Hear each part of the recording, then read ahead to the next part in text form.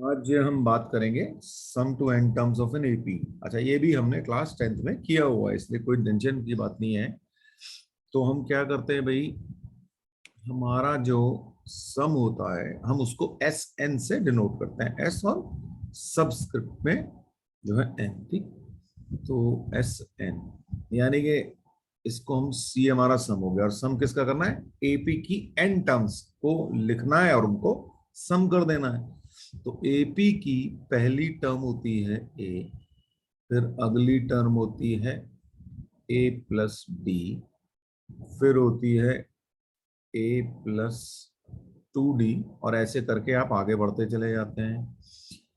और लास्ट की टर्म होती है हमारी एल, और उससे पहली टर्म होती है एल माइनस डी, और उससे पहली टर्म होती है एल माइनस 2D। ठीक है, तो ये हमने टर्म्स लिख ली। अब इनको सम करना है, तो इसका सम करने का तरीका क्या होता है, इसी चीज को वापस उल्टा करके लिख दो। यानी कि अब एल से शुरू करो, तो एल, उसके बाद L minus D plus L minus 2D। अब हम उल्टा लिख रहे हैं बस टर्म्स को, तो यहां पे क्या आ जाएगा हमारे पास,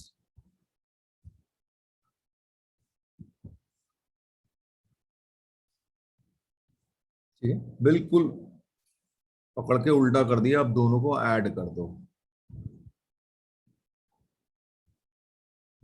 तो क्या हो जाएगा, S N plus S N, 2 × SN। और यहां पे देखो फर्स्ट टर्म में क्या आएगा, ए प्लस एल। ठीक, मैं ब्रैकेट में लिख रहा हूं। उसके बाद इसको और इसको ऐड करोगे तो डी कैंसिल हो जाएंगे, तो फिर से क्या आ जाएगा, ए प्लस एल। अगली टर्म में फिर से क्या आ जाएगा, ए प्लस एल। और देखो ऐसे करते करते हर टर्म में जो है ए प्लस एल बच रहा है।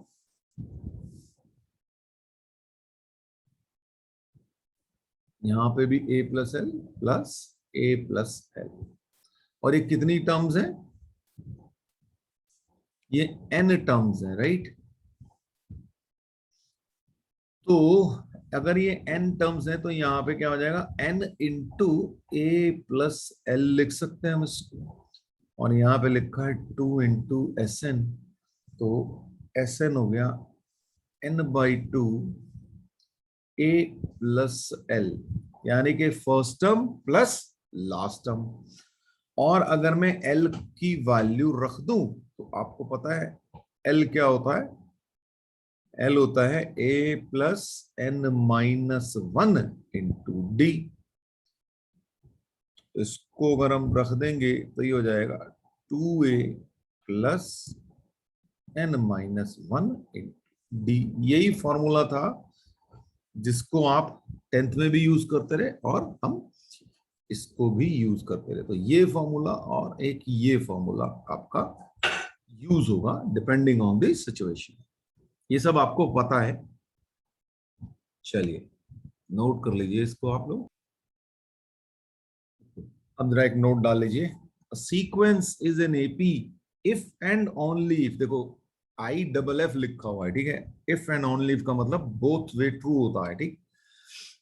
The sum of its N terms is of the form PN² plus QN। देखो जब मैंने nth टर्म बोला था तो वहां बोला था लीनियर है, लेकिन सम ऑफ एन टर्म्स जो है वो क्या है, क्वाड्रेटिक है।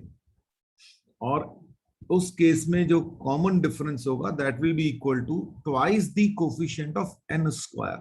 तो n² का कोफिशिएंट क्या है यहाँ पे, p, और p का डबल किया तो 2p। तो ऐसा होगा, जब लीनियर टर्म थी तो वहां पे जो n का कोफिशिएंट था वो d था, यहाँ पे n² का कोफिशिएंट का डबल होगा d। तो ये चीज आप याद रखेंगे बिल्कुल। क्वेश्चन क्या है, if the sum of N terms of an AP is 3n² plus 5n। अब देखो आपको दे दिया ना, जो नोट लिखाया था बिल्कुल उसी पे ये क्वाड्रेटिक दे दिया है, ठीक है। तो ऑफ कोर्स ये एपी में ही है ना। तो 3n² plus 5n and it's mth term is 164। तो आपको m बताना है।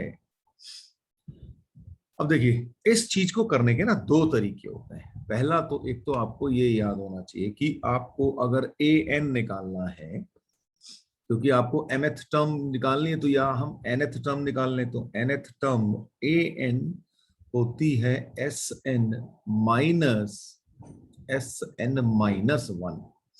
ठीक है, यहां से हम सीधे सीधे निकाल लें। अच्छा, अब एक चीज और समझ में आनी चाहिए क्योंकि हमारी जो nth टर्म होती थी वो कुछ लीनियर होती थी। ठीक है, वो थी P N plus Q type का। ठीक है, तो यहाँ पे ये जो 3 है ये है कोफिशिएंट एन स्क्वायर का, इसका डबल होगा डी, तो एक्चुअली पी जो होगा 6 होगा, तो 6n प्लस समथिंग आएगी। ये आपके दिमाग में फिट हो जाना चाहिए थी। पर आएगा कैसे? अब वो या तो हम ये वाला फॉर्मूला यूज कर लें।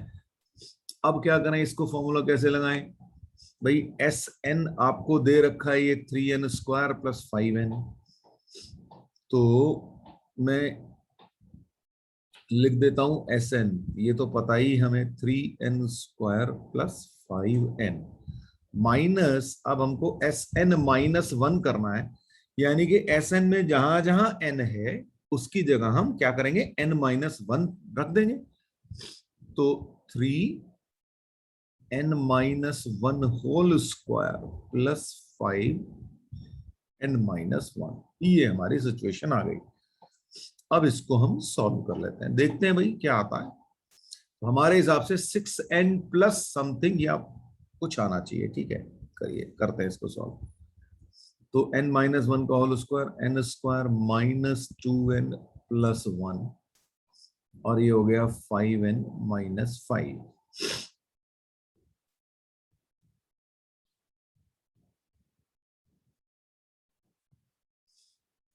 3n square minus 6n plus 3 plus 5n-5। अब देखिए जी, ये 3n से 3n स्क्वायर और ये कैंसिल हो गए, ये 5n से 5n कैंसिल हो गया, और ये बाहर माइनस है तो ये 6n जो है प्लस का हो गया, और ये हो गया +2। देखो आ गया ना, 6n +2, ये आपका आंसर हो गया। बताइए जी, यहां तक कोई दिक्कत हुई हो तो पूछें आप। अच्छा, अब इसी चीज को हम एक और मेथड से करके देख सकते हैं। ठीक, अब वो क्या है, मैं आपको अगले पेज पे ले चलता हूं। ठीक है, तो हमारा क्वेश्चन क्या है, एस एन हमको दिया हुआ है 3n स्क्वायर प्लस 5n। ठीक, अब आप देखिए, डी तो वैसे हमें सीधे ही पता है। ठीक, तो फिर भी निकाल लेते हैं, कोई दिक्कत नहीं होगी। तो क्या होगा, अगर मैं इसका फर्स्ट टर्म निकालना चाहूं तो मैं n की जगह 1 रख देता हूं, तो S1 first term, sum of n terms, तो हमें पता है, तो n टर्म्स की जगह सम ऑफ 1 टर्म यानी कि फर्स्ट टर्म ही आ जाएगी वो, तो वो क्या होगी, a हो जाएगी। ठीक है, तो S1 जो है हमेशा आपको a दे देगा, तो 3 × 1 स्क्वायर प्लस 5 × 1, तो यानी कि 8 हो गया आपके पास, और ये क्या बन गया, a हो गया, क्योंकि सम ऑफ वन टर्म यानी कि एक ही टर्म आई और वो a होती है, तो a मिल गया आपको सीधे सीधे। आइडियली तो अब आपको d पता ही है, पर हम फिर भी d निकाल लेते हैं। 2 S2 यानी कि sum of first two term, of sum of first two term क्या होता है, a पहली टर्म और अगली टर्म होती है a प्लस डी, राइट। यानी कि S2 क्या होता है, 2a प्लस डी, और ये क्या होगा, n की जगह 2 रख दो भाई, 3 × 2 स्क्वायर प्लस 5 × 2, तो ये हो गया 12 प्लस 10 यानी कि 22।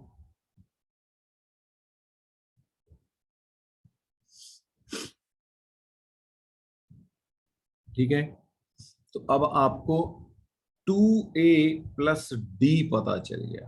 और ए हमारे पास 8 है, तो उसकी वैल्यू रख दी डी इज इक्वल टू, आ गया आपके पास 6।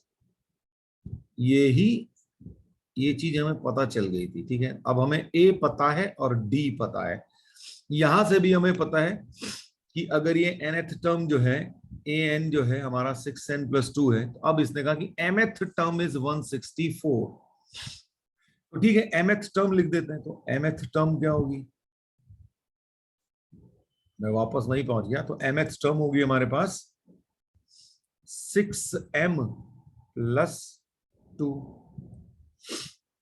और वो दे रखी है 164। तो m पूछ रहा है आपसे, तो बस अब तो क्लियर हो गया है ना। तो 6m हो गया आपका 162, तो m हो गया 27। ये आपका आंसर। तो देखो, दोनों ही जगह से आप आराम से चीजें निकाल सकते हो। ए पता चल गया, डी पता चल गया, तो आप उसकी mth टर्म लिख सकते हो, है ना। यहां से क्या लिख सकते हो, mth टर्म। वापस मैं उसी जगह पे पहुंच गया, तो क्या होगा, a+m-1 × d। तो और वो आपको 164 दे रखा है, यहां से भी निकाल लोगे तो m = 27 ही आएगा, क्योंकि आपको a और d की वैल्यूज पता है। बोलिए जी, कोई दिक्कत। क्वेश्चन ये है कि find the sum of the series 5 + 13 + 21 + 181। ये सब आप आराम से कर सकते हैं, तो जल्दी से मुझे इसका आंसर बताएं आप लोग। ये सब हमने किया हुआ है 10th में, है ना। तो यहाँ पे ए हमारे पास है 5, डी हो गया 13 - 5 यानी कि 8। सो डी हो गया हमारे पास 8। nth टर्म है 181, तो 181 is equal to a+n-1 × d। तो यहां से हमारे पास आ गया, अच्छा डी तो हमें पता ही है, तो डी की जगह भी तो हम रख दें अपना 8। तो ये हमारे पास बन रहा है, इसको सॉल्व करेंगे हम, तो हमारे पास n = 23 आ जाएगा भाई। ठीक है, ये आप कर लोगे, इसलिए मैं कर नहीं रहा हूं ज्यादा।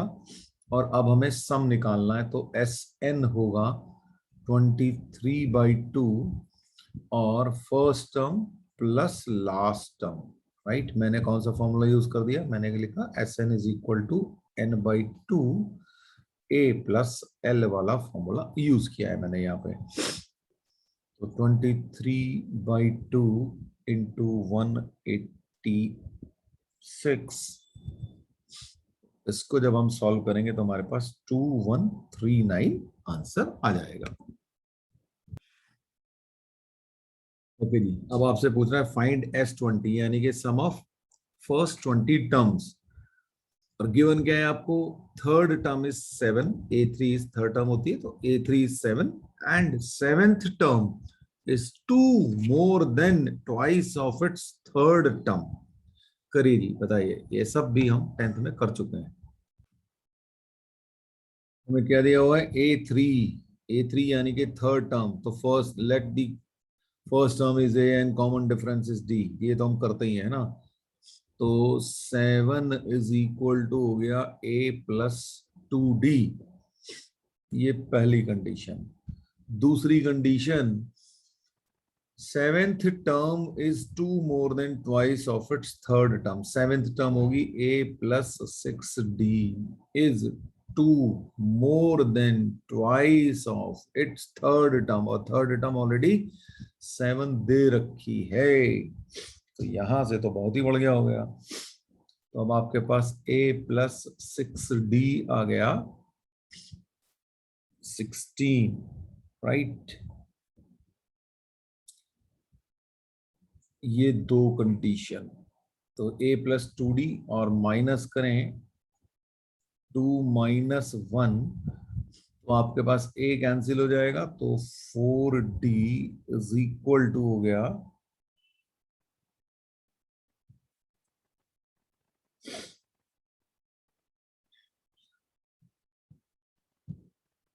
6d minus, right? Price of its seventh term है, तो it should be 3 here.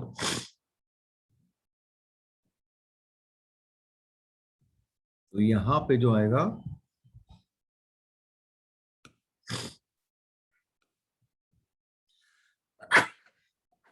Sorry,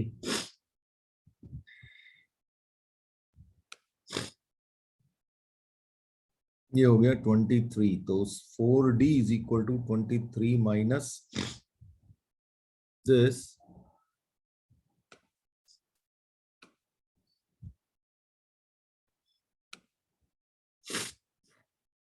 16, तो d इज इक्वल टू आ गया 4। अब d इज इक्वल टू 4 आ गया, यहां पे रख देते हैं a, तो फ्रॉम 1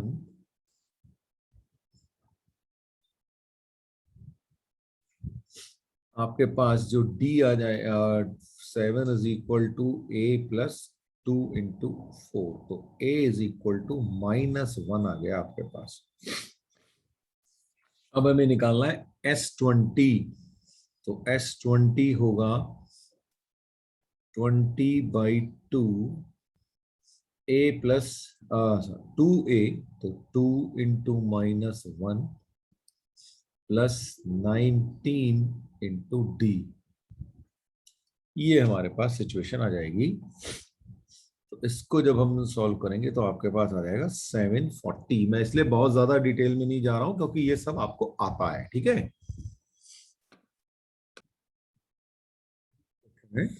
थोड़ा अच्छा सा क्वेश्चन है ना। The sum of the first 4 terms of an AP is 56। The sum of the last 4 terms is 112. If the first term is 11, then find the number of terms. तो जरा एक बार करिए आप लोग, फिर डिस्कस करते हैं। Sum of the first 4 terms of an AP is 56.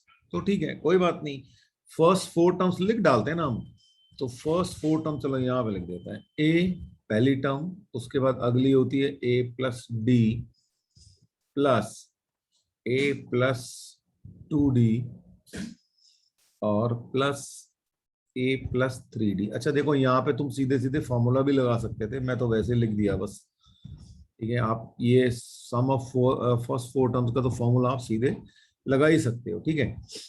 लेकिन चलो कोई बात नहीं, नहीं लगाया। अब देखो इसको देखें, 4a प्लस यहाँ पे कितने हो जाएंगे, d 1 3 और 3 6 plus 6d is equal to 56।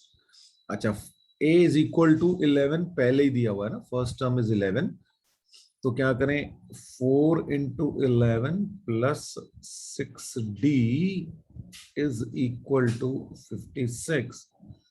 तो यहां से सॉल्व करेंगे तो 6d इज इक्वल टू 12, तो d इज इक्वल टू 2, ये आ गया आपके पास। अच्छा, d पता चाहे तो निकल गया और a ऑलरेडी पता है। अब बात करें sum of last 4 terms, right. Last 4 term, last 4 term क्या होंगी, l, मैं उल्टे से लिख रहा हूं है ना, l minus D plus l minus 2d और प्लस l माइनस 3d, और ये दे रखा है हमको 112, ठीक है जी। तो ये बन गया 4l minus 6d is equal to 112। अच्छा, अब देखो 6d हमारे पास ऑलरेडी 12 आ रखा है, यहां से लग देते हैं उसको। 4l minus 12 is equal to 112, तो 4l इज इक्वल टू 124, तो l इज इक्वल टू हो गया 31। अब l मिल गया, a मिल गया, d मिल गया, अब तो दिक्कत ही कुछ नहीं है। तो l is equal to a plus n minus 1 into d लगा देते हैं, तो इसका मतलब क्या हो जाएगा, 31 is equal to 11 plus n minus 1 into 2। तो यहां से n इज इक्वल टू आपके पास 11 आ जाएगा।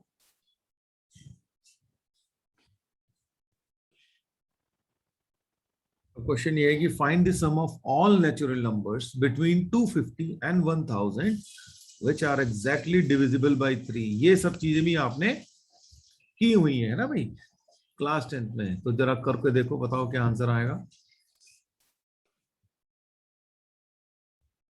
Sum of all natural numbers between 250 and 1000 which are exactly divisible by 3, यानी के 250 से के आगे जो पहला ऐसा नंबर जो कि 3 से डिविजिबल हो वो कौन सा है, 252 होगा, ठीक है। और उसके बाद 3 से डिविजिबल अगला नंबर कौन सा हो जाएगा आपके पास, 3 ऐड करते चलो, तो 255, 258 है ना। और अब 1000 तो है नहीं डिविजिबल, 1000 से पहला नंबर जो 3 से डिविजिबल होगा वो 999 है। तो बस काम खत्म हो गया। ये हमारे पास A है, ये हमारे पास L है और D इज इक्वल टू 3 है ही। सब कुछ आपको मिल गया तो कर डालो भाई। तो सम क्या आ जाएगा आपके पास, ओके आपको नंबर ऑफ टर्म्स अभी निकालने पड़ेंगे। तो L is equal to A plus N minus 1 into d लगा दो। L है 999 और A है 252 प्लस N माइनस 1 इंटू 3। तो सबसे पहला जो काम करो वो तो 3 से दोनों साइडों में डिवाइड कर दो। यहां पे गया, ये गया और ये हो गया, ठीक है जी। तो यहां से इसको सॉल्व करेंगे तो n इज इक्वल टू 250 आ जाएगा आपके पास, और n इज इक्वल टू 250 आ जाएगा, आप यहां रख दो। तो क्या रखेंगे, n/2 a प्लस l हम यूज कर लेंगे।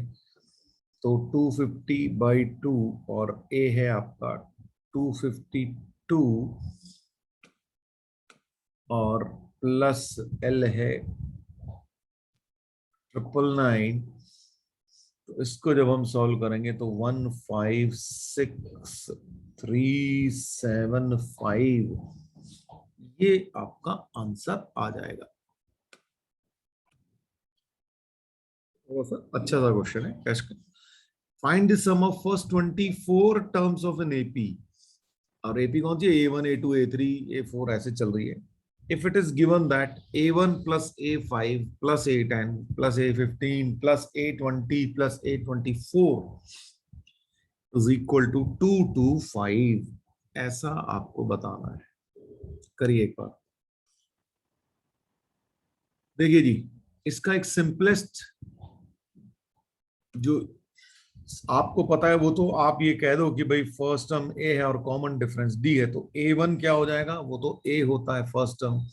A5 हो जाएगी A प्लस 4D, A10 हो जाएगी A प्लस 9D, A15 हो जाएगी A प्लस 14D, A20 हो जाएगी A प्लस 19D और A24 हो जाएगी A plus 23D is equal to 225। अब इसको ऐड करेंगे तो ये हो जाएगा 6A plus 69D equal to 225। और यहां से 3 कॉमन ले लेते हैं तो ये हो जाएगा 2A plus 23D is equal to 225। और यहां से हो गया 2A plus 23D is equal to 75। अब हमें निकालना क्या है भाई, निकालना ये है कि 24 टर्म का सम निकालना है। तो सम हो जाएगा 24/2 और 2A प्लस 23D हो जाएगा हमारा फॉर्मूले के हिसाब से, और 2A प्लस 23D की वैल्यू है 75। 12 इंटू 75 कर लो तो क्या आ जाएगा, 900 आंसर आ रहा है ना। ये आपका 900 आंसर आ गया। अब देखो इसी क्वेश्चन को एक और तरीके से अपन कर सकते थे। अब वो क्या, भाई मैंने आपको एक नोट लिखाया था कि sum of the terms equidistant from the beginning and the end are equal and equal to what, first sum of the first term and the last term। अब आपके पास 24 टर्म्स हैं कुल, ठीक है, तो इसका मतलब A1 प्लस A24, ठीक है, तो A1 प्लस A24 का सम किसके बराबर होगा? अच्छा अब देखो ये फिफ्थ टर्म और एंड से 20th टर्म A20, इन दोनों का सम भी सेम ही होगा, वो भी इसके बराबर होगा A1 प्लस A24 के। ऐसे ही ये दो, ये बिगिनिंग से 10th टर्म और ये एंड से 10th टर्म, ये इन दोनों का सम भी यही हो जाएगा एक्चुअली में, A1 प्लस A24 और वो हो जाएगा 225। इसका मतलब thrice of A1 plus A24 is equal to 225, यानी कि A1 प्लस A24 आपका आ गया 75, ठीक है जी। अब यहां से ये आ गया, तो अब आपके पास अगर सम का फॉर्मूला लगाओगे तो वो क्या होता है, 24/2 A प्लस L, यानी कि A1 प्लस A24, ये आपको दे ही रखा है, तो फिर से 12 इंटू 75 900।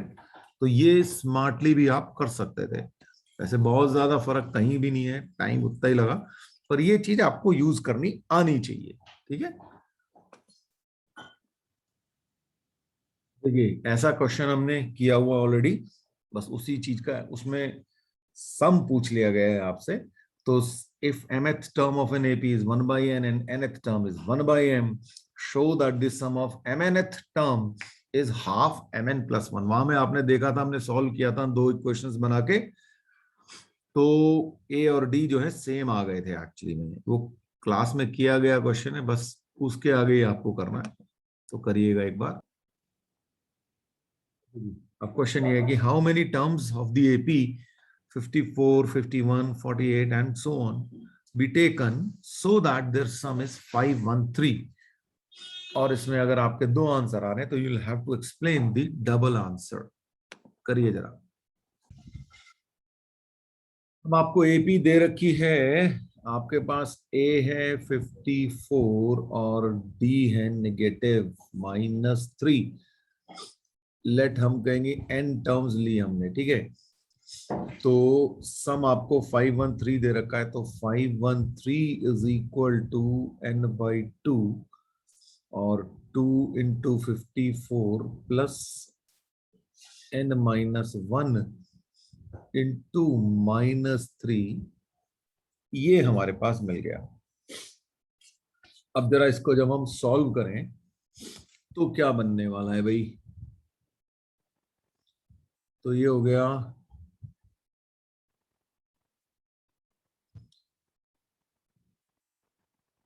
यहां पे आपके आ गया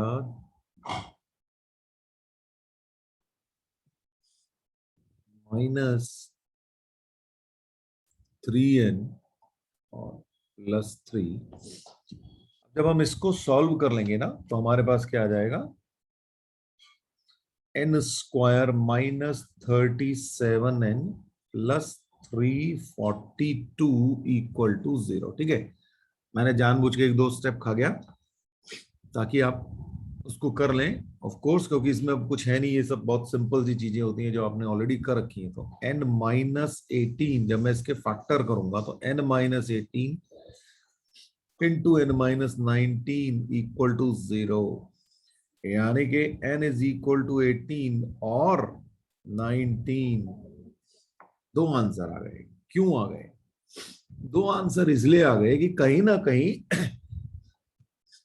या तो 18th टर्म 0 हो गई होगी या 19th टर्म 0 हो गई होगी भाई, तभी उन दोनों के सम जो हैं सेम आ गए, ठीक है। कभी कभी गैप ज्यादा होता है तो उसके मान लीजिए ऐसा आ जाता है कि लेट्स से 8 और 12 टर्म का सम जो है वो 0 है, तो इसका मतलब क्या होता है कि 9 से लेके 11 वाली जो टर्म होती है ना, उनके आपस में जो है सम जो है 0 आ जाए, ऐसा भी हो जाता है डिपेंडिंग ऑन द सिचुएशन। ठीक है, तो यहाँ पे क्या हुआ, 18 और 19 टर्म है, तो आप चेक करेंगे तो आपको जो मिलेगा 19 टर्म जो है ना वो 0 मिल जाएगी। ठीक है, अगर आप चेक करेंगे तो A19 जो है वो 0 हो गई होगी, तो इसीलिए 18 टर्म तक का जो सम है वही सेम रहेगा, क्योंकि 19 टर्म तो 0 है, इसीलिए आपका ये डबल आंसर आता है।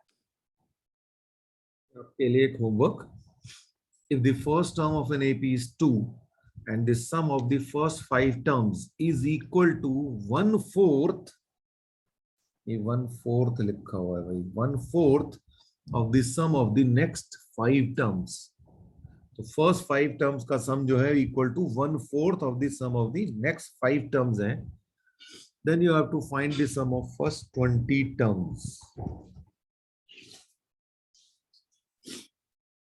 तो चलिए जी, करिएगा इसको, और आज के लिए इतना ही, फिर नेक्स्ट टाइम डिस्कस करेंगे हम लोग, आगे बढ़ेंगे। Bye bye.